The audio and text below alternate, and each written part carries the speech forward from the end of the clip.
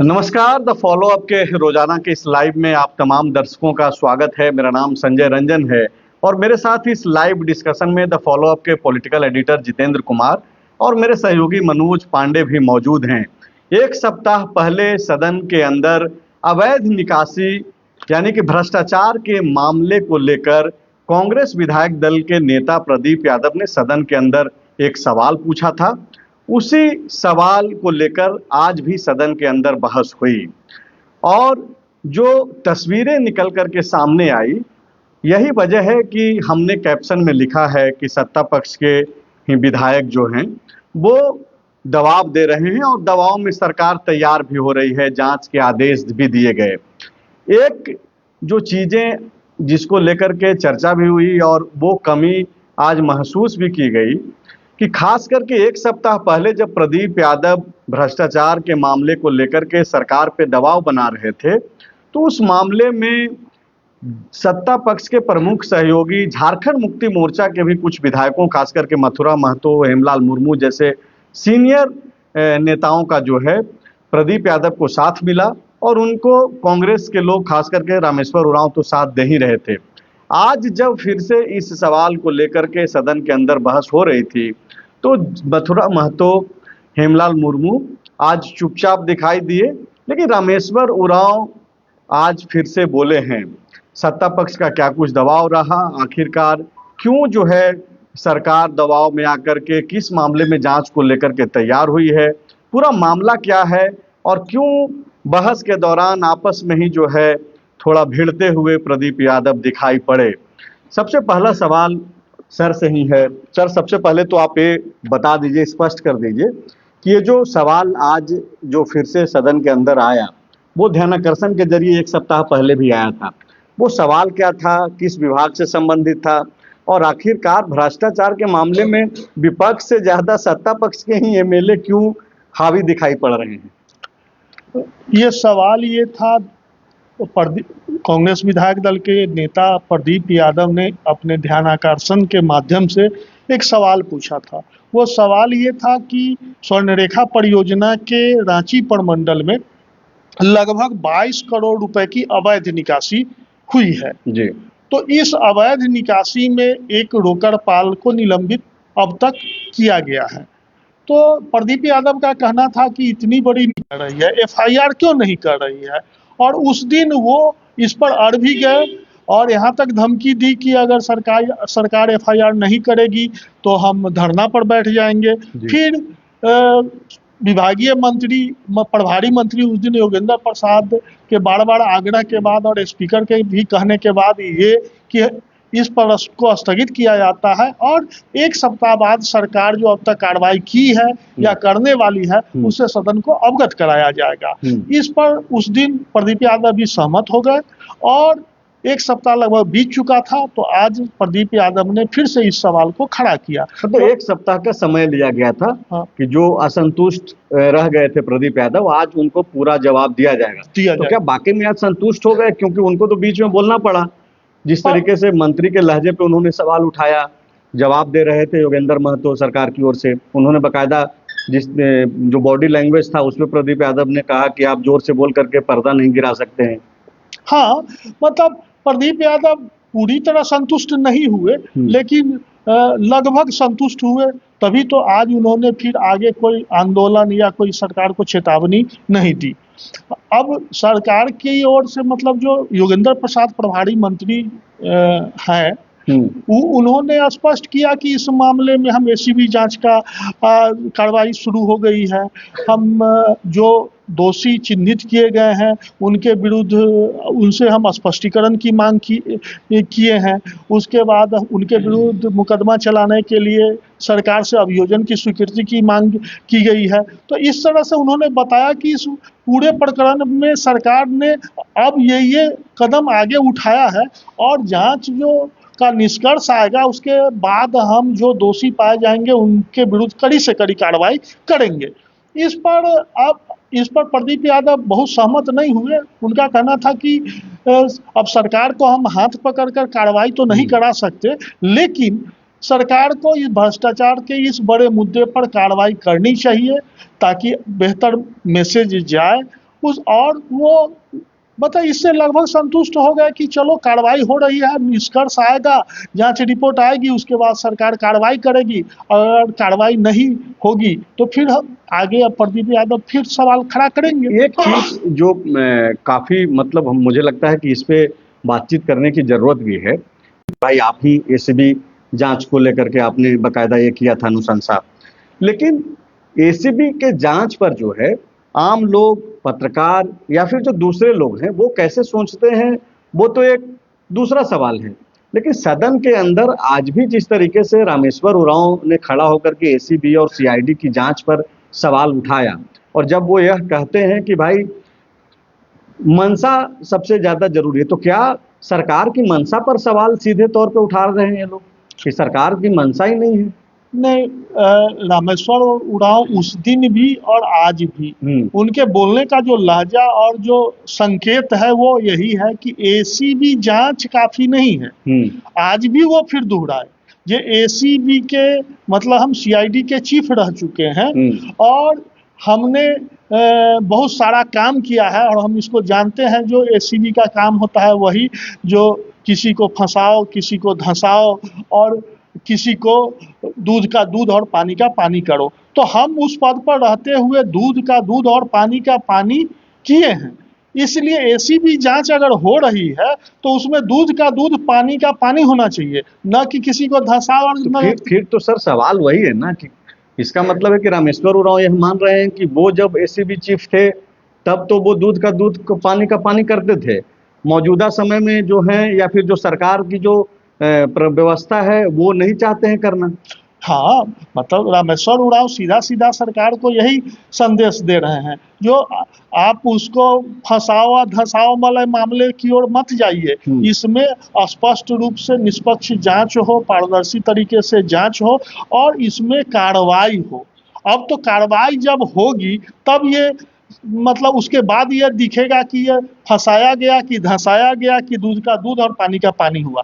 चूंकि यह तो सही है कि लगभग 22 करोड़ की निकासी हुई है, तो इसमें तो अधिकारियों, अभियंताओं और अन्य बड़े लोगों का भी उसमें मतलब संलिप्तता होगी। स्पष्ट है कि प्रदीप यादव और वो दूसरे जो जेएमएम के भी विधायक, खास करके हेमलाल मुर्मू और मथुरा महतो, इन लोगों ने सवाल यही उठाया था एक सप्ताह पहले से एमओयू हुआ अडानी के साथ बिजली प्लांट जो गोड्डा में लगा है, उसको लेकर के भी एक डेवलपमेंट है कि मुख्य सचिव की अध्यक्षता में एक कमेटी बना दी गई है। वो मामला क्या है और टुक टुक खरीद मामले में भी एक जांच का आदेश दिया गया है। इन दो बिंदुओं पे भी बातचीत करेंगे और सर से समझने की कोशिश करेंगे, लेकिन उससे पहले पांडे जी से एक सवाल ले लेते हैं। बाबा, ये जो सदन के अंदर जो दिख रहा है और मेरे जैसे लोग जो देख पा रहे हैं, समझ पा रहे हैं, क्या कांग्रेस और जेएमएम के बीच खींचतान की भी कोशिश है या फिर इसको आप दूसरे तरीके से देख रहे हैं? नहीं, मैं उस आपके सवाल का जवाब दे दूंगा, पर दर्शक को थोड़ा और क्लियर करना चाहता हूँ जी। जो ध्यानाकर्षण में एक सवाल आया आज से 7 दिन पहले, उसको लेकर सत्ता पक्ष वहीं खड़ी है 7 दिन बाद और विपक्ष भी वहीं खड़ा है। तो विपक्ष कौन है? अभी तो बहस तो सत्ता पक्ष में ही चल रहा है। जो सवाल उठाया मतलब वो कह सकते विपक्ष सत्ता पक्ष के विधायक कांग्रेस सरकार वर्सेस सत्ता पक्ष के विधायक। अब है कि आज सिर्फ ये बताया गया कि अमुक तारीख को ये मामला आया सामने, अमुक तारीख को उनसे स्पष्टीकरण मांगा गया, अमुक तारीख को उनके स्पष्टीकरण से असंतुष्ट होते हुए एसीबी का जांच दिया गया, फिर उसके बाद विभागीय कार्रवाई की गई। अब दरअसल है कि एक सिंपल है, सरकारी पैसा कैसे चला गया एक निजी आदमी के हाथ में, ये बहुत बड़ा इसी की जांच की तो मांग हो रही है। नहीं, ये बहुत बड़ा नहीं है मामला। आप अगर ऐसे समझे, अमाउंट कुछ भी हो, आपके पास आप समझ लीजिए चेक एंड बैलेंस करने के लिए विभाग है, ट्रेजरी है, सब कुछ है। तो ये जो ड्यूरेशन लग रहा है उसी बात को पिन पॉइंट करते हुए रामेश्वर उरांव ने कहा कि हुजूर हमको पता है, हम कैसे जांच होता है, कि किसी चीज को फंसा दो, धसा दो और किसी को लटका दो और किसी का दूध पानी कर दो। इतना लंबा टेन्योर बीत गया, सरकार की मंशा पर सवाल है।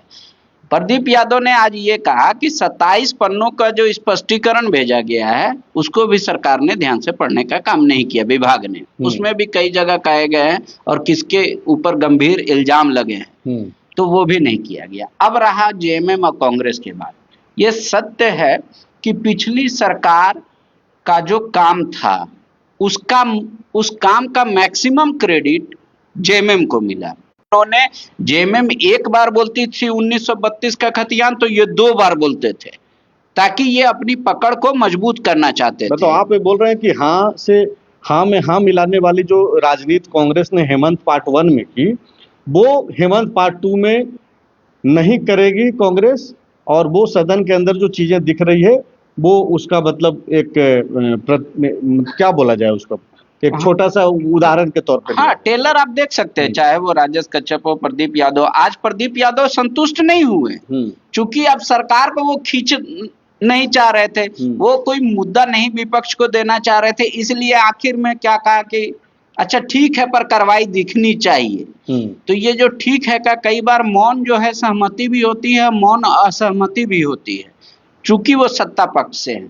लेकिन आप देखिए इस बार कांग्रेस अपने कामों का क्रेडिट लेना चाहती है। पिछली सरकार में उन्होंने किसान ऋण माफी का ही क्रेडिट उनके पाले में गया एज एजम्पशन के तौर पे, चाहे वो वैकेंसी की बात हो, चाहे आरक्षण की बात हो, चाहे उनका जो भी मैनिफेस्टो में था, वो सब का क्रेडिट जो है, चाहे मैया सम्मान योजना का, उनको लाभ नहीं मिला। तो कांग्रेस इस बार हम साथ हैं लेकिन हम परफॉर्म करेंगे एज ए इंडिविजुअल, मतलब आपके हर बात में हाँ, तुम दिन को रात कहो तो रात कहेंगे और रात को दिन कहो तो दिन कहेंगे, ऐसा नहीं होगा। और वो परिलक्षित हो रहा है।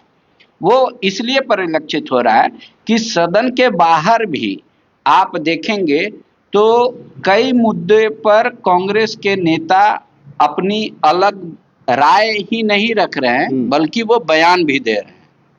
ठीक है, अब सदन के अंदर जो विधायक हैं वो दरअसल अगर ये समझ में आता कि सरकार को वो समर्थन, उनकी समर्थन से भी सरकार चल रही है और वो योजना के लिए लड़ रहे हैं मंत्री से कि हमरे यहाँ 20 रोड दीजिए, हम बहुत पिछड़ा है, तो वो एक समझ में आता। लेकिन सामान्य तौर पे भ्रष्टाचार जैसे मुद्दे पर सवाल उठाया जा रहा है पॉइंट टू पॉइंट, अब उसी को चूंकि ये मामला इतना आगे बढ़ गया तो उसी को एक तरीके से कहे कि न्यूट्रलाइज करने के लिए आज अडानी का मुद्दा उठ गया प्रदीप यादव के चेक एंड बैलेंस के लिए, कि हम तो भाई दोनों तरफ, जो आदमी तटस्थ की भूमिका में अदा करता है, जैसे आप पहले लेफ्ट पार्टियों को देखते होंगे जो साथ में अगर नहीं में झुनझुन तलखी है, या फिर ये अब रणनीति है, ये कुछ दिन के बाद ही पता चलेगा, सत्र के बाद ही पता चलेगा, या जो आयोजन होगा। या फिर इसको ऐसे भी देखा जा सकता है कि इससे पहले कि विपक्ष को ज्यादा स्पेस ही नहीं दिया जाए, सत्ता पक्ष ही आपस में इतना नहीं, ये तो चूंकि भ्रष्टाचार जैसे मुद्दे पे अगर सत्ता पक्ष के विधायक सरकार को घेर रहे हैं तो विपक्ष, जो मुख्य विपक्षी पार्टी की हैसियत से बीजेपी है सदन के अंदर, इस पूरे मामले पे बहुत ज्यादा बीजेपी का कोई नहीं है स्पष्टता। नहीं, विपक्ष को मौका ना मिले, हम ही हाँ में हाँ कर दे और ना में ना कर दे, हम ही विपक्ष की भूमिका अदा कर दे, ये रणनीति इसलिए नहीं हो सकती क्योंकि प्रदीप यादव बाबूलाल मरांडी को बहुत अच्छी तरीके से जानते हैं और उनको पता है कि जब तक ये नेता प्रतिपक्ष हैं सदन मतलब ठीक ठाक चलता रहेगा। वो एग्रेशन या वो मतलब जो विधानसभा में सोने वाला कार्रवाई था विधायकों का कि हम सो जाएंगे, बात नहीं मानिएगा, जवाब नहीं दीजिएगा तो जाएंगे नहीं, आप बाहर ताला मार दीजिए, वो पॉइंट नहीं जाएगा। तो वो मेरा व्यक्तिगत राय है कि उस लेवल का तो नहीं मान रही है कि विपक्ष अभी है, तो इस वजह से ये कारण नहीं है कि भाई विपक्ष को ही मौका मत दो, आपस में ही लड़ लो, आपस में ही समझौता कर दो और सबको समझा दो, ये मेरे गले नहीं उतरा। तो पांडे जी ये बोल रहे हैं सर कि ये एक रणनीति का भी हिस्सा हो सकता है, तब जबकि हेमंत पार्ट 1 में झारखंड मुक्ति मोर्चा और चुनाव के दौरान जब अलायंस फिर से जब हो रहा था, सीटों का बंटवारा हो रहा था, तो उसमें झारखंड मुक्ति मोर्चा हावी रहा और हेमंत सोरेन के ही नाम पे सब कुछ होता हुआ दिखाई पड़ा और उसका असर ये हुआ कि ये लोग जो आप बोलते हैं कि थंपिंग मेजोरिटी में जो है ये लोग आए।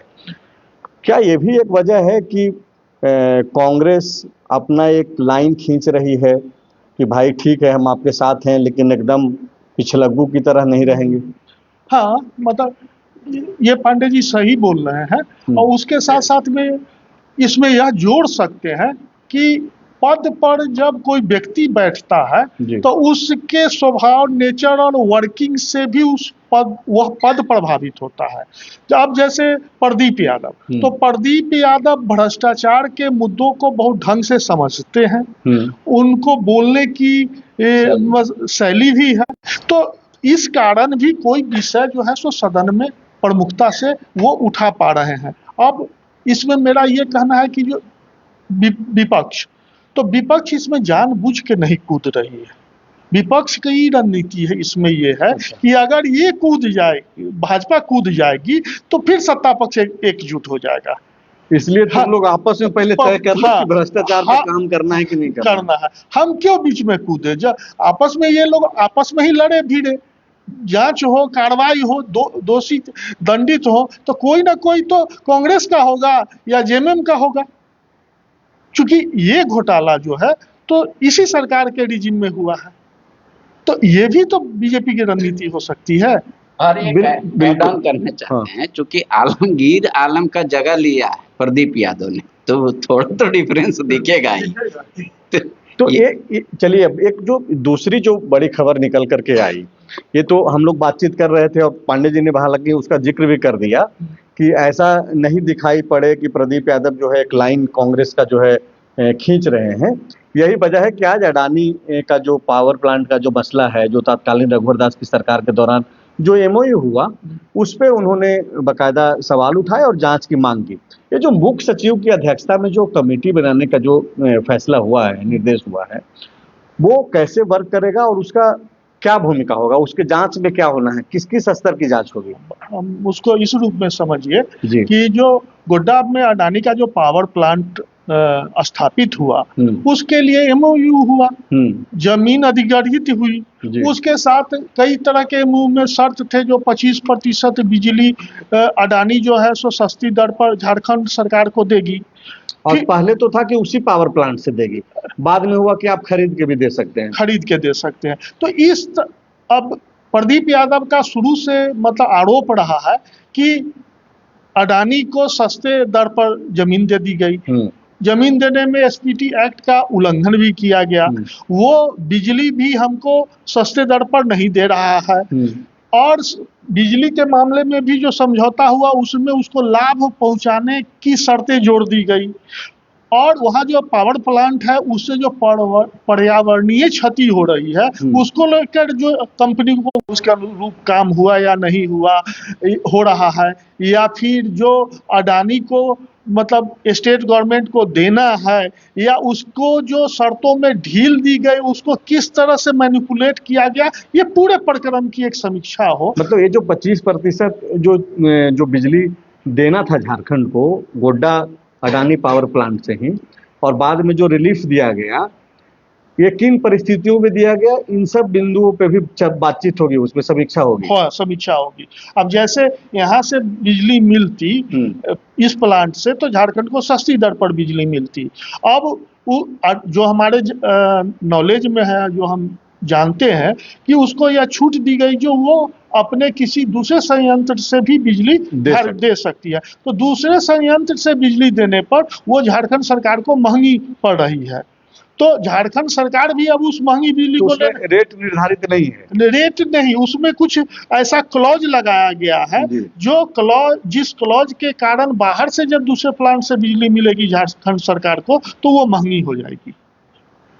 तो इन्हीं सब बिंदुओं पे एक मुख्य सचिव की अध्यक्षता में कमेटी होगी जो पूरे मामले की समीक्षा करेगी। समीक्षा के बाद सरकार को एक रिपोर्ट देगी, और उस रिपोर्ट में समीक्षा में जिन बिंदुओं को उठाया जाएगा उसके बाद सरकार कोई कार्रवाई करेगी। मतलब एक तरीके से ये कहा जाए या कहा जा सकता है कि झारखंड में अडानी के ऊपर जो है नकेल कसने की तैयारी है। हाँ, नकेल कसने की अब जिस तरीके से लोग आरोप लगा रहे हैं कि ये अनियमितताएं हो रही है अडानी की पावर प्लांट के द्वारा, तो जांच का मकसद क्या है? देखिए, नकेल कसने की बात आप थोड़ा ज्यादा कठोर शब्द है ये, जी। नकेल कसने की बात। देखिए, अडानी का मुद्दा 2018 से उठता रहा है। जी, जी। और प्रदीप यादव ही विशेष रूप से इस मुद्दे जेल भी गए। हाँ, जेल भी गए और उठाए भी, लेकिन हुआ कुछ नहीं। अब हुआ ये कि एक कमेटी बनी जो समीक्षा करेगी।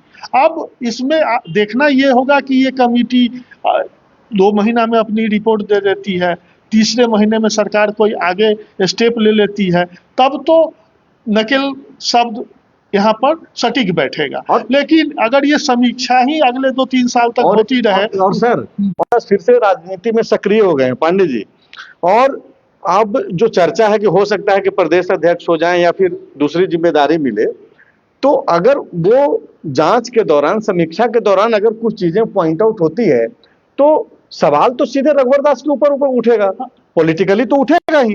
देखिए, हम थोड़ा शॉर्ट में सर का बात को आगे बढ़ा रहे हैं, दर्शक का आसानी।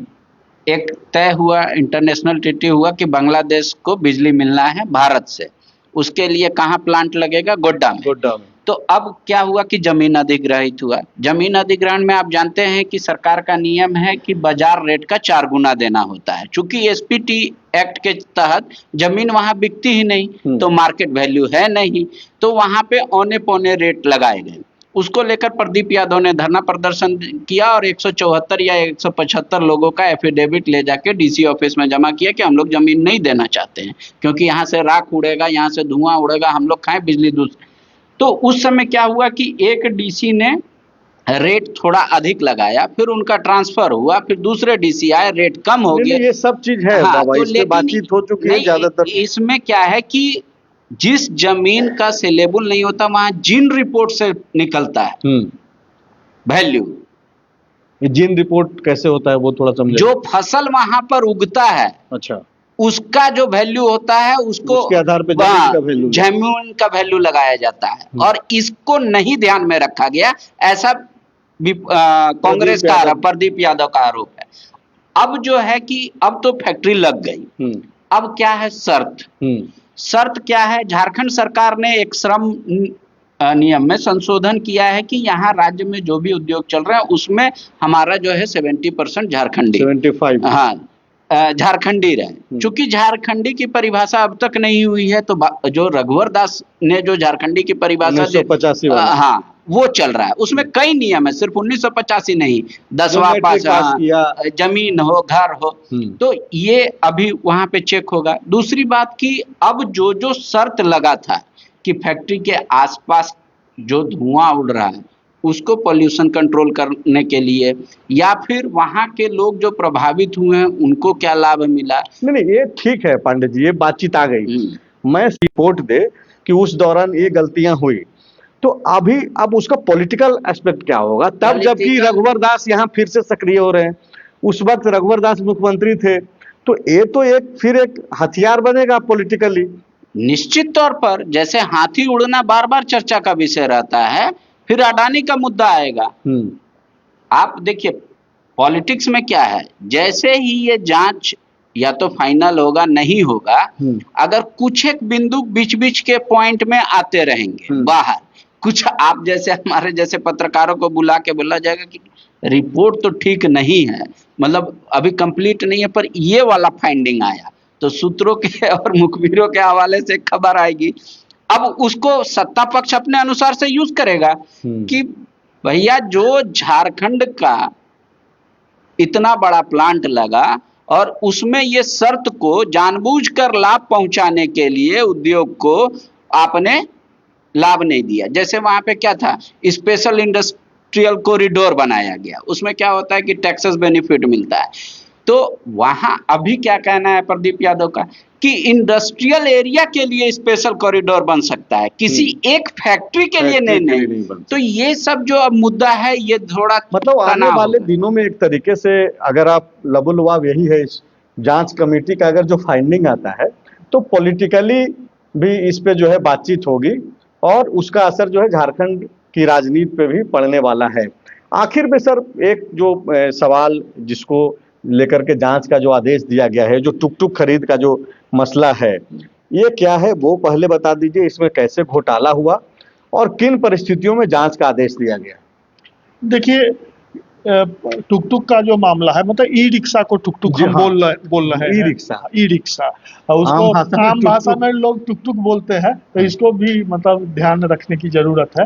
तो हुआ ये कि ये गढ़वा में स्वच्छ भारत मिशन 2 के तहत 104 ई रिक्शा की खरीद हुई, और वहां पर जो प्रदीप यादव ने आरोप लगाया है कि अभियंता और ठेकेदार मिल के इसको जेम पोर्टल से रेट लेकर उस पर 104 रिक्शा की खरीद हुई।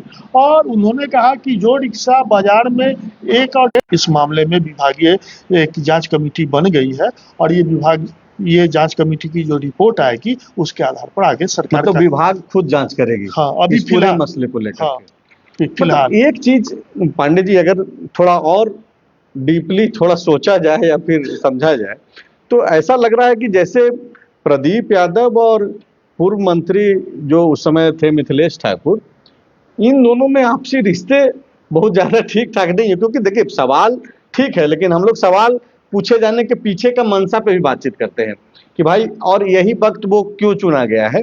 तो क्या वाकई में मतलब आपको लग रहा है ऐसा कि ये आपस में जो ठीक ठाक संबंध नहीं रहा, उसका एक असर दिख रहा है सदन के अंदर?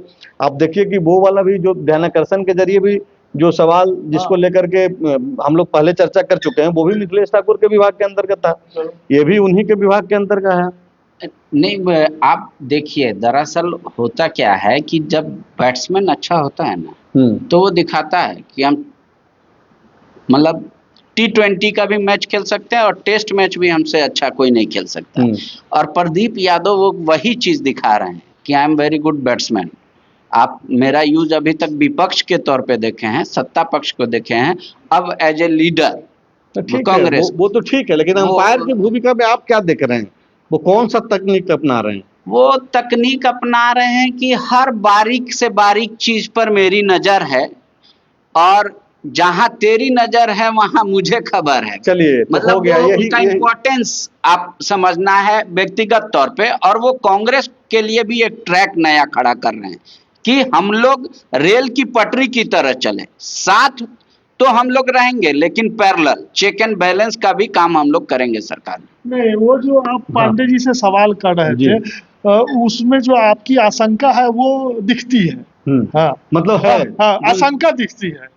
अब इंटरनली नहीं, लेकिन बाहर से तो दिखता है। क्योंकि जो स्वर्ण रेखा परियोजना का जो 22 करोड़ का घोटाला है, ये टुक टुक का ही मामला है।